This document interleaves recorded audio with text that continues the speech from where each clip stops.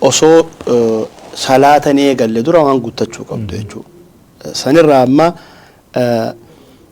yoo mata irraa dhooyne amma shuruunni salaataa sagal ijaan. Sagal qabad shuruuxa salaataati jechuudha. Namni odoo salaatattiin seenniin ulaagaan guutuu qabu meeqa? Waa sagal guutuu qaba jechuudha. Sagalan tana keessaa tokko yoo irrise yoo oluma ka'ee salaataa oolee salaanni isaan qeebalu jechuudha. Maaliif ulaagaa shartiin guutiin jechuudha. Ulaagaan dura al-islaam. Islaama ta'uu qaba jechuudha. Amma oluma ka'eetiin namni tokko ka islaamummaa hin qabne ka shahaadaan qabatiin oluma ka'ee masgida dhufee numa salaata zuuris asriis subiis jammaa wajjin numa salaata. Shahaadaan qabanne salaanni isaa qeebalamaa laalaa. Ulaagaan guutuun ulaagaan tokkoffaa maal jenne islaama ta'uudha jechuudha.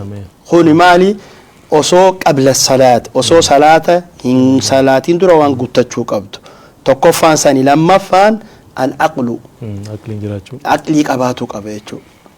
Aqlii faallaan isaa al-junuun maraatu jechuudha. Amma fakkeenyaaf namni tokko